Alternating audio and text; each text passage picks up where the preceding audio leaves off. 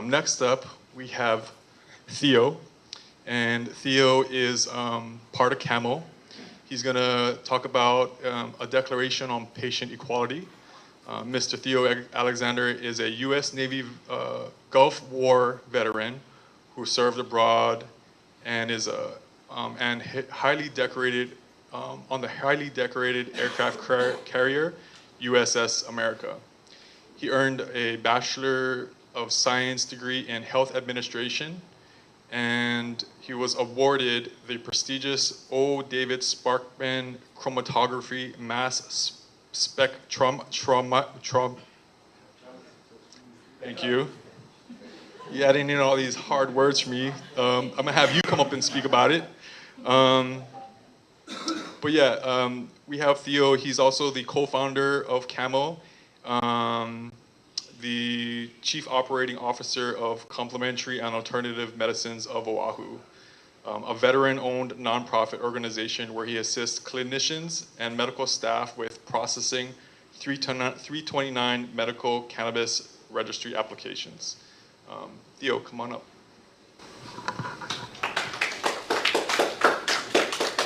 Appreciate that, Kai. How's everybody feeling today? Awesome. It's an awesome day. Thank y'all for coming out to this day, even though we had a little debacle yesterday with the power being knocked out here in downtown area. But this special day, this day, June 14th, 2024, we're here to celebrate Medical Cannabis Day. Again, a very important day for patients. I just want to address something real quick. Excuse me. As a caregiver as well, we had a gentleman talk about his care for his mom. You got to realize that when people are in need, when you have someone to help you, when the doctors can't help you, we know that cancer treatment has some remedies, but who's been cured from cancer? Okay. So when you try to make an attempt to do something for your loved ones, that should be respected. I too share that caregiving opportunity with my mother 2 years ago. She was diagnosed with breast cancer, and I too gave her RSOL. She's still alive today, in remission. I really believe in it. Do the science. We have scientists here in the room today for that reason. We also have doctors and clinicians in the room today for that reason. So please, do your job as people in the audience and people in general. One day you may need cannabis. It treats a lot of different things, and we know this. So just do your homework. Google's our best friend today. AI is even better. So I just want to address that because, there was some, an issue with one of our speakers because of what was being said and the care that was being given. And we know that FDA rules medical care, but guess what? We also have herbal medicine that's ancient. And we know that the pharmacopoeia in every nation that you can come in contact with does have cannabis in the pharmacopoeia. And I'm a believer.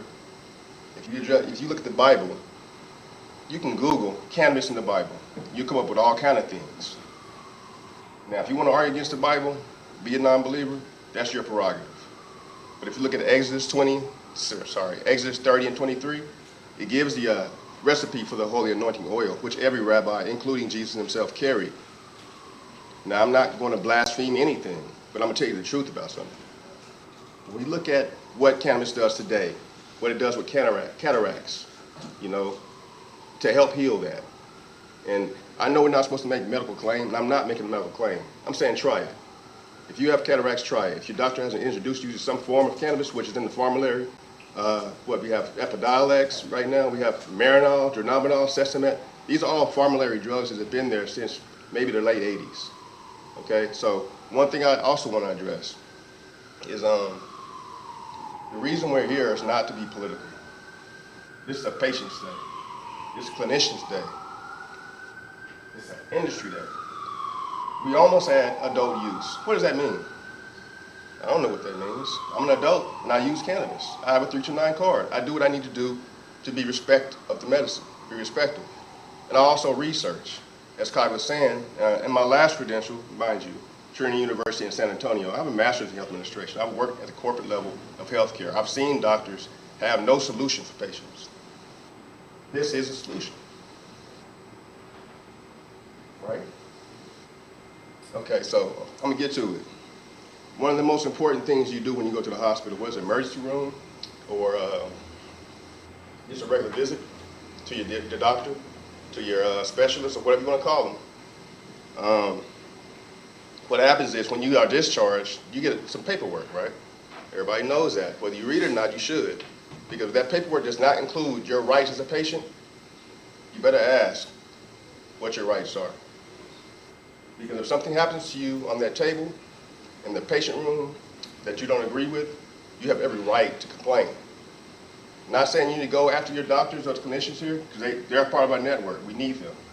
But as a patient, you have the right to ask. You have the right to defend yourself when it comes to something that's done inappropriately. So here today, I'm here to say this is a declaration of patient equality.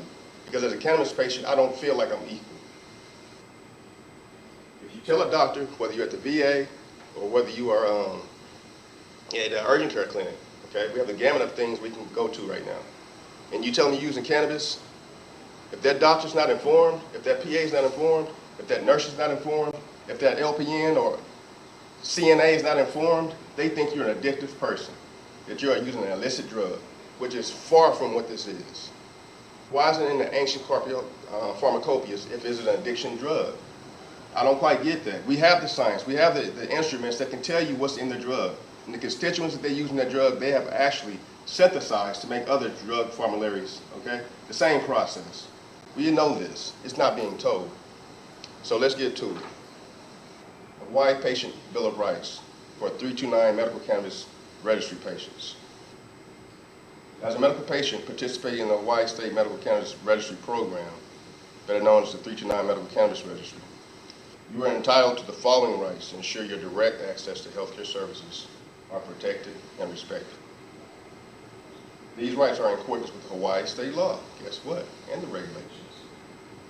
So how can we be illicit customers to the medical system if we are abiding by law? I don't get that yet. Why are we still fighting politically to state that? When physicians, we're in a physician's care when you get that card, okay? One of the things I'm going to address, though, in this Bill of Rights is the follow-up services that are not given to or promoted to regular patients that are cannabis users, okay? When was the last time you got your cannabis card for those who are cannabis patients and your doctor said, come see me in a week, come see me in 30 days, come see me every quarter? We don't get that right. And we have that right as patients. So I do declare rights, general rights for 329 medical cannabis patients. And this is nothing that's foreign. Like I said, when you get discharged from your hospital or from your doctor, you always get that piece of paper, and most of the time it has a patient bill of rights. Every hospital system, every state has to have a patient bill of rights as a part of their policy. I know this because I've developed these policies throughout the nation. So, first, you have the right to access healthcare services. You have the right to access initial appointments and follow-up procedures for the medical care and treatment, including the use of medical cannabis, authorized by a licensed physician or advanced practice nurse, or APRN. You have the right of non-discrimination. You have the right to receive medical care services without discrimination based on the status as a registered medical cannabis patient. You have the right to confidentiality. Confidentiality regarding your medical cannabis use. You know, one thing that we've done for people who are operating in the industry, even DOD employees, is when you have that drug analysis test, when your boss says, hey, go check in, it's nothing that is suspicious or nefarious, but you know, maybe you're doing that because you want to get a job. If you're a medical cannabis patient, what you need to know is, once you report to their lab, present your card before that person talks to you. They record that in your medical record, so that if you are found with cannabinoids in your system, that is not to be reported to your employer. That is a violation of HIPAA, okay? That is your right. If they report that anyway and something happens to you at your job, like you get fired, guess what? You can sue anybody in that line that provided that opportunity for you to be out of work. Remember that. If you go to a drug analysis, present your card first. Don't go in there and piss in the cup. Excuse my French. You got, people not. When you go in there and urinate in the cup, okay, you've already submitted your sample. At that point, you don't have any rights, okay? So do it before. As soon as you check in, I have a cannabis card, I want to state that. I want it in my record. That protects you, so remember that. You have the right to consent. You have the right to receive comprehensive information about your medical condition and treatment options, including the benefits and risks associated with the use of medical cannabis, allowing you to make informed decisions about your care. Again, when was the last time you had to follow with your doctor to talk about what you're doing with cannabis? When the last time you went to the dispensary and talked to the bud tender and said, hey man, you know, this product is great, but I'm having some side effects to it. Can you tell me about that? It's not happening. And we're going to make it happen. You have the right to participate in treatment decisions. You have the right to actively participate in your decisions regarding your medical treatment, including the choice of medical cannabis, and to preferences respected, and have your preferences respected. Meaning that when you tell your doctor that you are utilizing cannabis to treat your symptoms or your condition, if he pushes back on you, you might want to get another doctor or get him better informed. Give him a couple of websites, a couple of research papers, they're out there. Just Google. Use AI, whatever you got to do, they're out there. You have people like us and people in this room who are informed. You have doctors who are informed here in Hawaii. Hawaii was the first state in 2000 to tell the medical society that we're going to do this. As medical patients, you have the right to medical care. You can tell your doctor what you take, and don't be scared to do that. If he is abrasive with you, you might want to find another doctor. Specific rights to 329 medical cannabis patients. The right to legal protection. You have the right to protections under the Hawaii state law as a registered medical cannabis patient, including protection from arrest, prosecution, penalties of the medical cannabis, penalties for the use of medical cannabis in accordance with the law. I'll give you an example. Brent, you was talking about your mother. I just said that, you know, I was in the same position you were in a couple of years ago during COVID.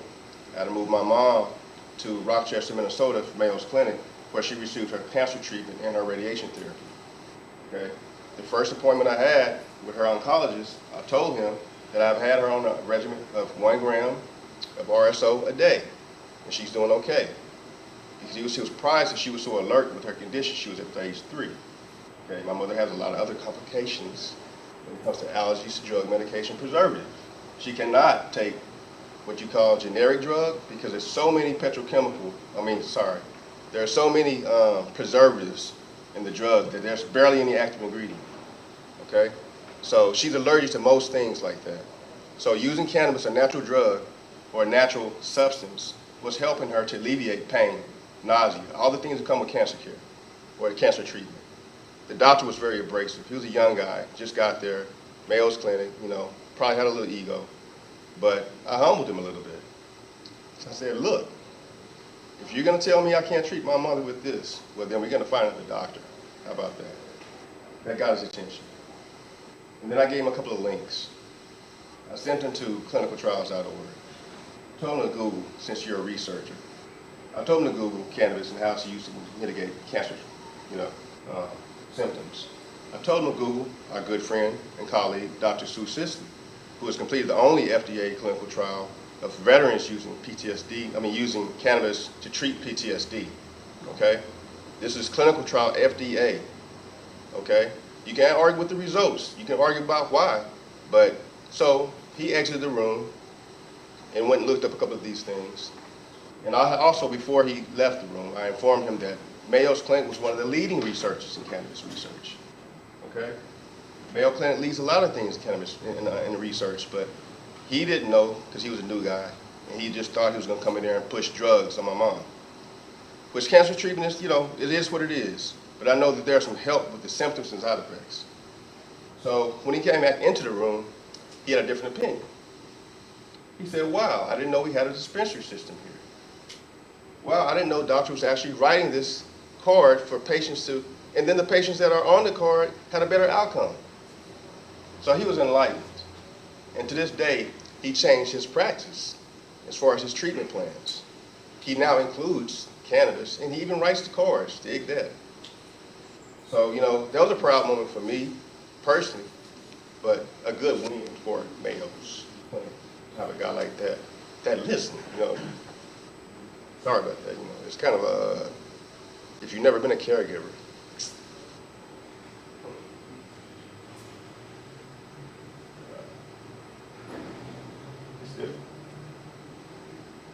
Especially people are terminal. Let's get back to it. You have the right to legal protection. You have the right to legal protection under the Hawaii state law as a registered medical cannabis patient, including protection from arrest, prosecution, and penalties. I read that. You have the right to access medical cannabis. You have the right to obtain medical cannabis and or cannabinoid-based therapeutics from licensed dispensaries within the state from your qualified caregiver. This includes the right to purchase and this includes the right to purchase and possess an adequate supply as determined by the state regulations. And I want to put a caveat to that. There's products on this table right here that are produced and manufactured in an FDA registered lab. Okay? Same thing that they do for pharmacies and how they manufacture the drugs, same lab. There's an ISO 17025 license for them to produce things like that, right? And analyze it. These products are produced in the same lab, but guess what? These products are all botanical. There is nothing synthetic in them. The main ingredients, and there's a lot of main ingredient in there as far as active, is CBD, CBG, CBV, CBN. Just keep going down the list of maybe, I don't know, they haven't even discovered all the cannabinoids, but we have a list of at least 35 they're working with right now. And these are for human consumption and for pets. You have the right to these. These are over-the-counter drugs. But because we have put so much into the production of those by qualifying ourselves with a FDA registration, then these products are sold behind the pharmacy counter, but over-the-counter sale.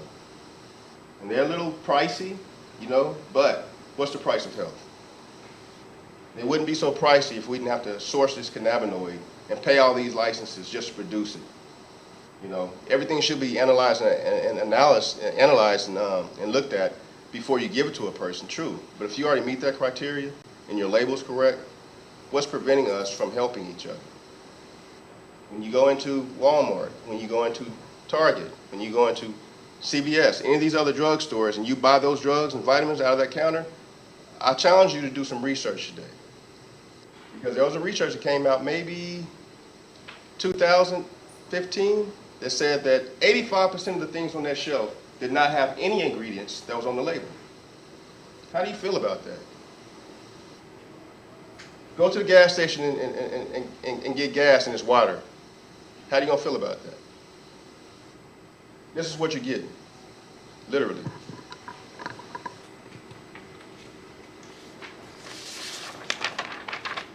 Sorry for getting off the subject, but you have a right to quality products. You have the right to access safe and quality tested medical cannabis products. Dispensaries and qualified caregivers are required to adhere to medical mandated standards of cultivation, processing, and distribution. You have a right to employment protection.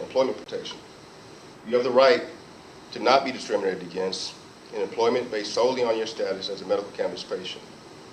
Employers are encouraged to make reasonable accommodations in compliance with these state laws. Okay. You have the rights to healthcare settings. You have the right to respect and dignity. You have the right to be treated with respect and dignity and consideration by all healthcare providers and staff, regardless of your choice of medical cannabis use. I don't know about any of you guys, but I've been on that side when I'm going there to be treated and the doctor's like, oh, you smoke dope. Like, no, doc, I don't smoke dope. Unless dope stands for a Declaration of Patient Equality, I don't smoke dope. You know, I smoke medical cannabis. I intake medical cannabis, either topically, I ingest it through tincture, or I put it in a food product. There's nothing worse than a doctor telling you you're doing something wrong to help yourself and you know it's helping. I'm not hell-bent on doctors, don't get me wrong, but some of them need to study a little bit more. They have these credentials that we go in there, we trust them with our lives.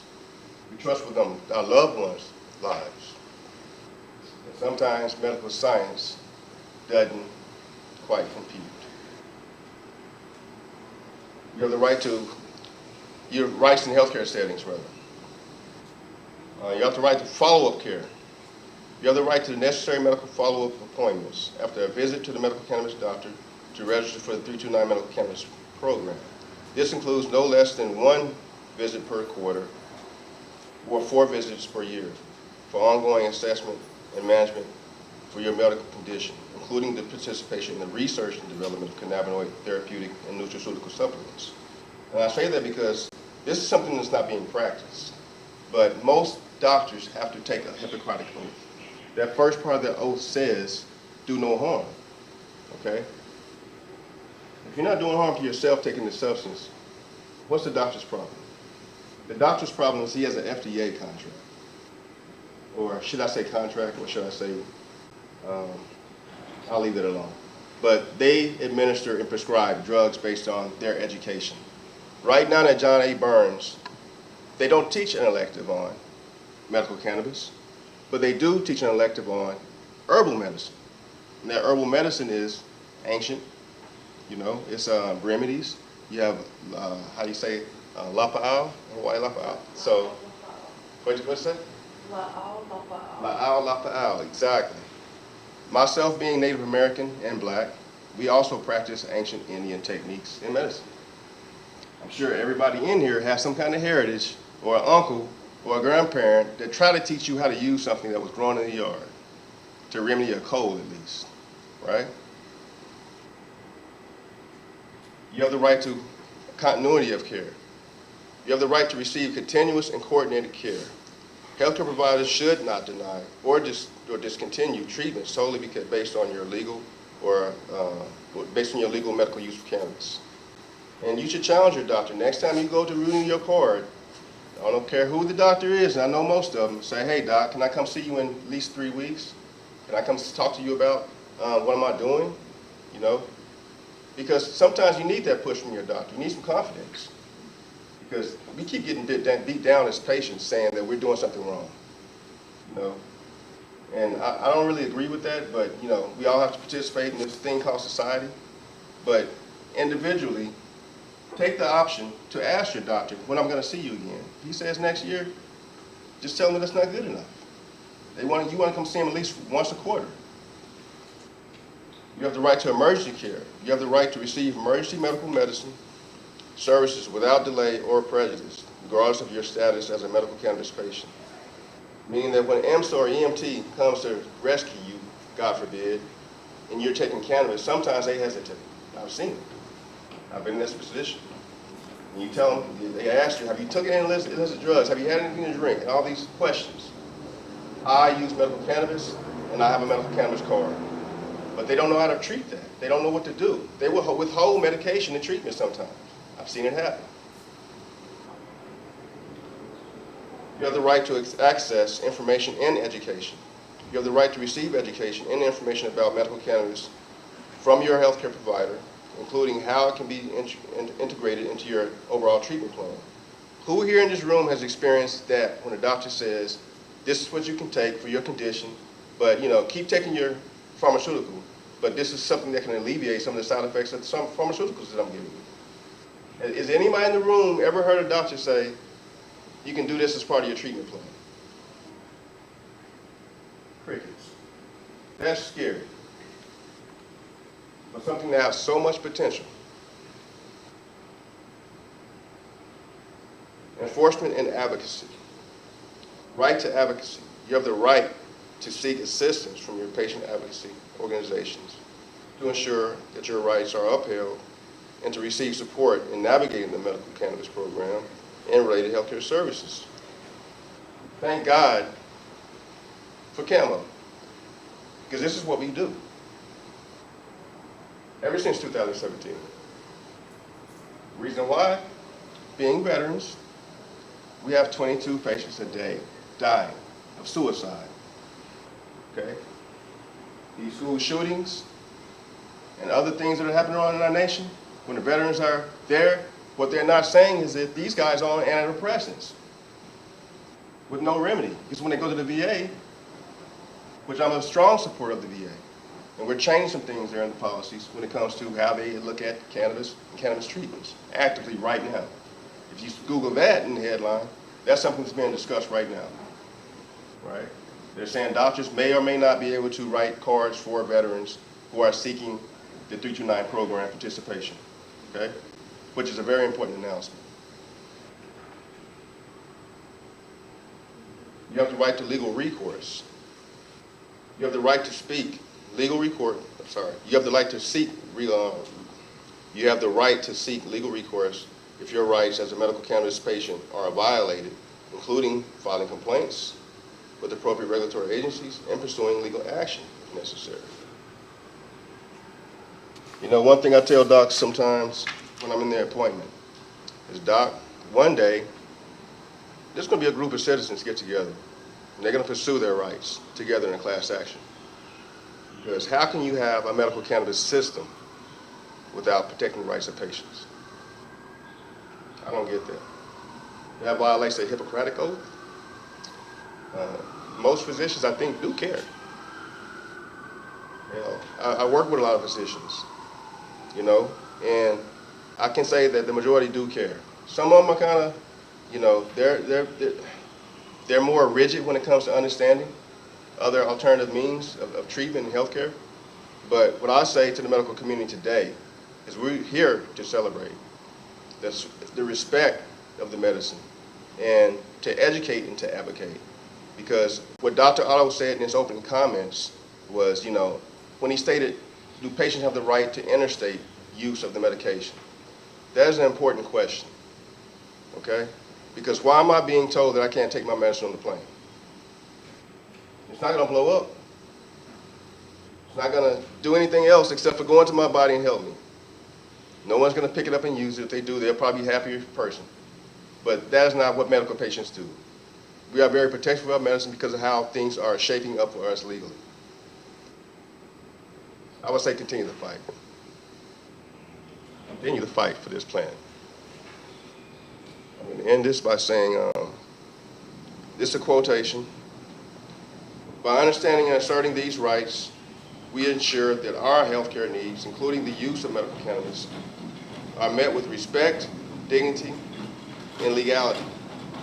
We, the 329 Medical Cannabis Patient Registry, are committed to supporting our health and well-being in accordance with Hawaii state laws and regulations.